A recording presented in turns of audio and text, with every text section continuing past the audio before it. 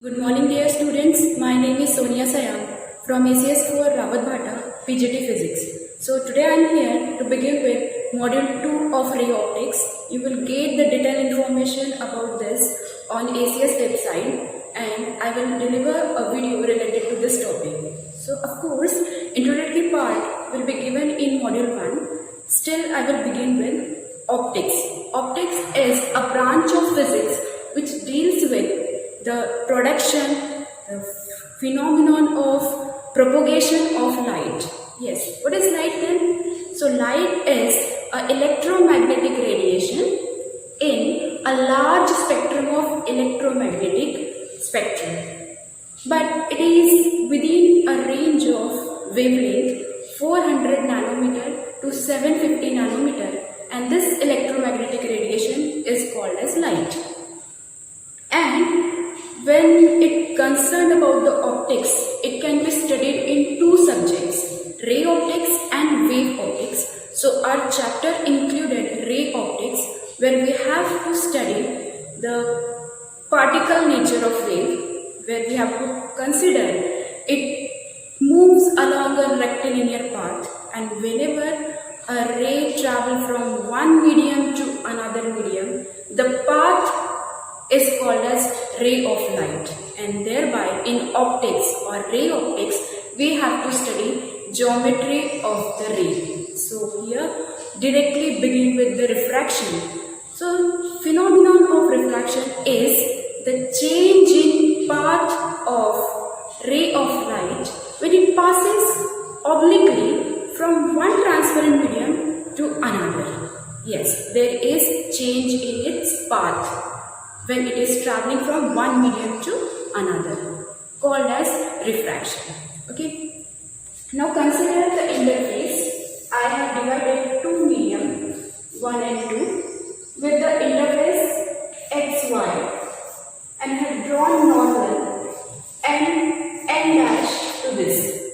So your incident ray striking to this point, named as AB, is your incident ray, making an angle of I known as angle of incidence with normal, and get transmitted in another medium along the ray BC, making an angle R known as angle of refraction.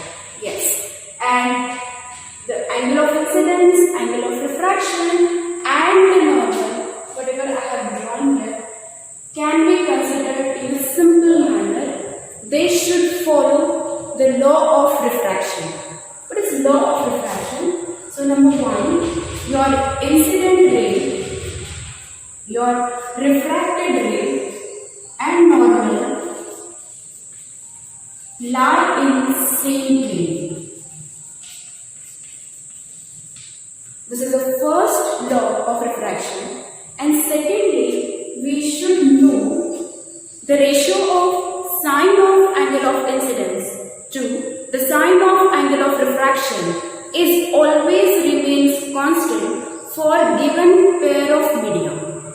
And mathematically can be written as sine of angle of incidence to sine of angle of refraction is always constant for a given pair of media, called as refractive index of medium 2 with respect to medium 1. And this formula first time given by Billy-Ward-Snell, and thereby it is known as Snell's law. So law of refraction or second law of refraction is known by Snell's law. Here this mu 2 with 1 is pronounced or stated as the refractive index of second medium with respect to first, and by its own definition it is very well known that refractive index of any given medium for a light of a given wavelength is the ratio of speed of light in vacuum with respect to speed of light in medium. Then how it could be written as? Mathematically it is equivalent to the term refractive index is speed of light in vacuum denoted by C upon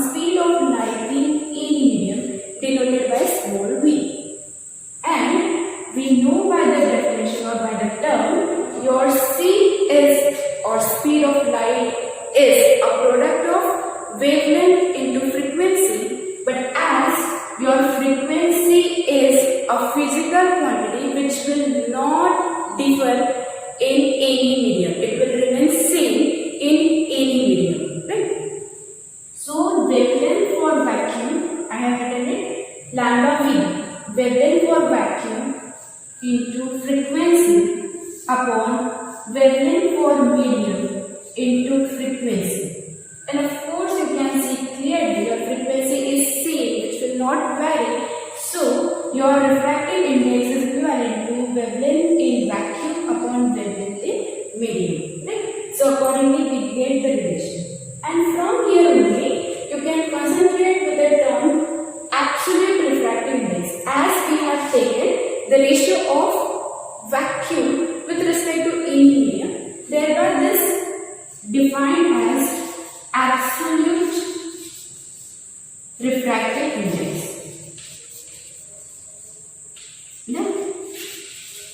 Yes, of course we are aware about absolute term whenever there is a permittivity or permeability, the concept we will learn or we have already learned in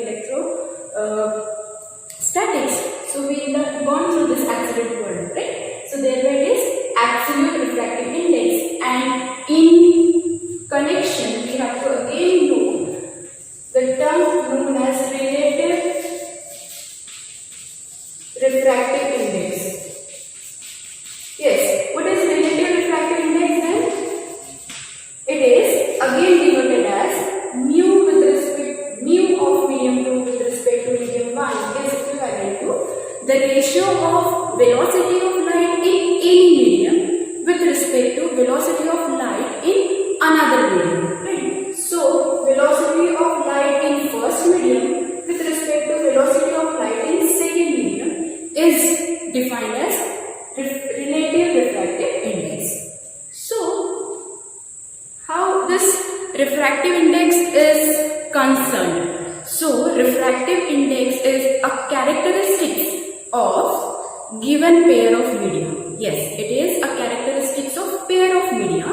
It depends upon the nature of medium. It depends upon the nature of surrounding medium. It depends upon temperature, and of course by this equation it depends upon the wavelength of given light. But interesting term, it do not depends or it is independent of angle of incidence. Yes, so these are the factors on which your refractive index depends. Refractive index is the characteristics of your pair of media and do not depends on angle of incidence. Right? So now next we will begin with the term I have written here, causes of refraction. Yes, we have to learn causes of refraction, and we will relate here some interesting phenomenon too. Right? So causes of refraction is velocity. Your velocity is different for different medium. Right? And this change in velocity or different velocity for different medium giving rise to the bending of rays while traveling to another medium. And this bending of rays is nothing but refraction of light because it is changing its path. So, let's suppose I have written it equation 1 and from this it is your equation 2. So, what we get in the concept? Refractive index of 2 with respect to 1 can be written as sine of I upon sine of R is equivalent to velocity 1 upon velocity 2. So what we get, we understood that if suppose your velocity v1 is greater than v2, so of course it is relating to your sine 1. So sine of I will be greater than sine of R. And for smallest value of angle of incidence and angle of refraction, the trigonometric ratios are seen, means your angle of incidence will become greater than angle of reflection. So when this may happen, it will happen when we have divided two mediums, medium 1 and 2 with interface and drawn normal n dash. Suppose your ray is traveling from rarer medium to denser medium, then it will bend towards the normal. This is your normal. When it is traveling, means making an angle of incidence I, and transmitted by changing path, but path is towards the normal. It is shifted towards the normal, and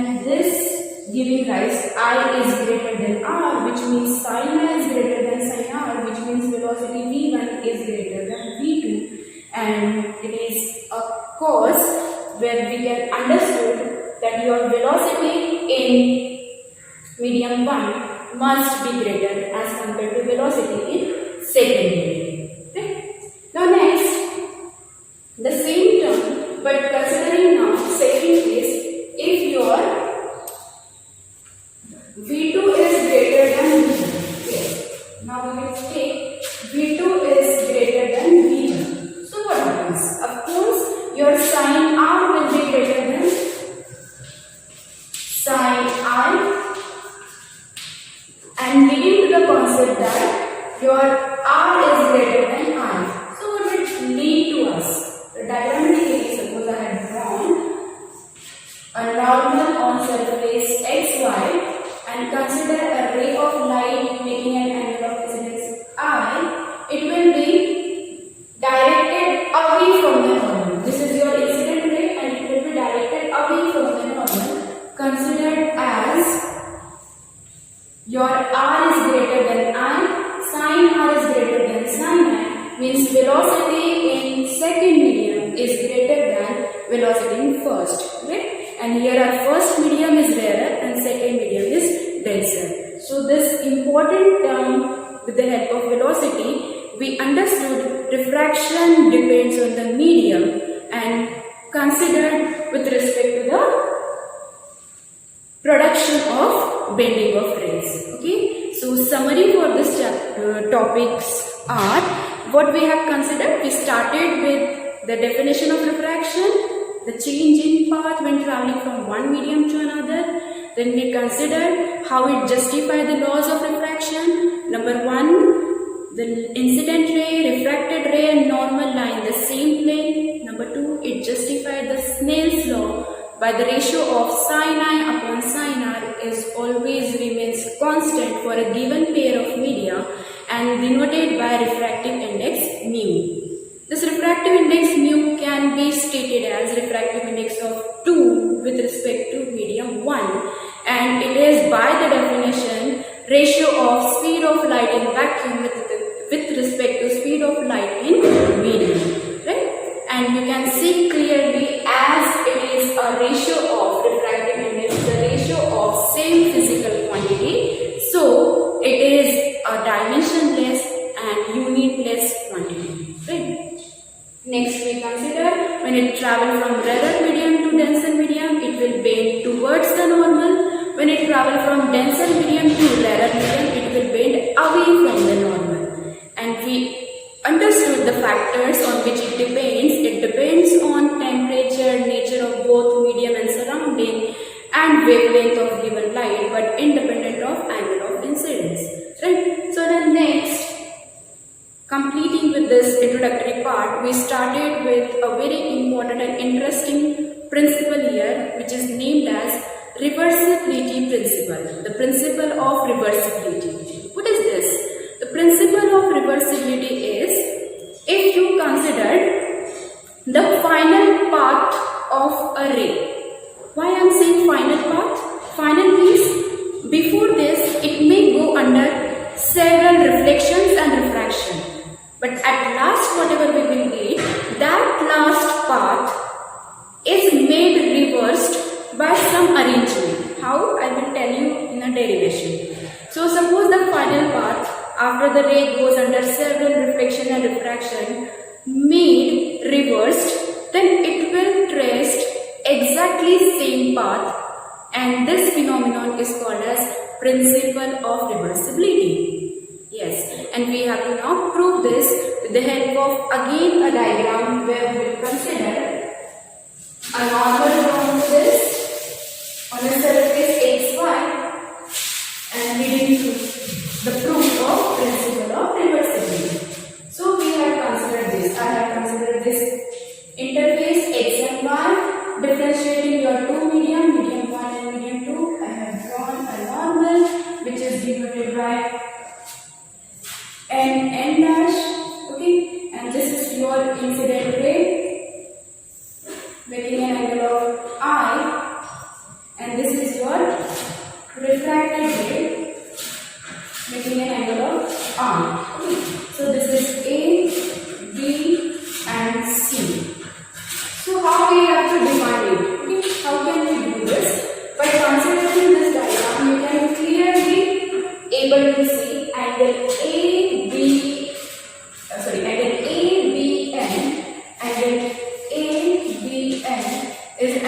incidence I, angle CBN or N dash. CBN dash is equivalent to angle of reflection R. Right? So for first medium, use refractive index with the help of Snell's law. Medium 2 with respect to medium 1 can be written as sine of I upon sine of R. This is your equation number 1. Right? At the same time, with a sum arrangement like this, I have used a plane mirror over here and made this ray BC to get incident on surface XY and get reflected back in the first medium along BA. So for refractive index in terms of angle of refraction and or second medium can be written as angle N dash BC or your CBN dash is equivalent to now R only, but now it is acting as a incidence angle. Okay, and angle ABN is equivalent to R, but this R is your angle of, this is I, it is angle of refraction. Right? So this is your considered to be Snell's law. Sine of I, which is angle of incidence, now it is R, upon sine of angle of refraction, which is sine of I, is equivalent to the term refractive index of first medium with respect to second. This is your equation 2. If I multiply this equation 1 with respect to equation 2, so what will it give? After multiplication, we know that left side will be multiplied with left side. So equation 2 multiplied by equation 1 multiplied by equation 2. So sine of I upon sine of R multiplied by sine of R upon sine of I, which is equivalent to the term refractive index of medium 2 with respect to 1 multiplied by refractive index of 1 with respect to 2. Accordingly, sin I will be cancelled, sin R will be cancelled, and we get 1 is equivalent to refractive index of medium 2 with respect to 1 multiplied by refractive index of 1 with respect to 2, which implies that your refractive index of 1 with respect to 2 or refractive index of 2 with respect to 1 is a reciprocal of refractive index of 2 with respect to 1. And we can state it vice versa. Right? So this is nothing but the principle of reversibility.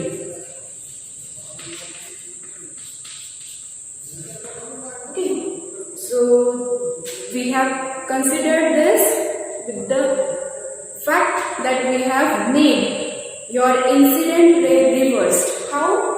With the arrangement, I have kept this plane mirror over here, which made this ray to get incident back from the surface XY, making an angle of incidence R, and reflected back along BA, making an angle of refraction I. So thereby for second medium, refractive index of 1 with respect to 2, it becomes angle of refraction, sine of angle of incidence R upon sine of angle of refraction I, and multiplying we will reach to the final conclusion that refractive index of first medium with respect to second is equivalent to reciprocal of refractive index of second medium with respect to 1. Okay, so that's it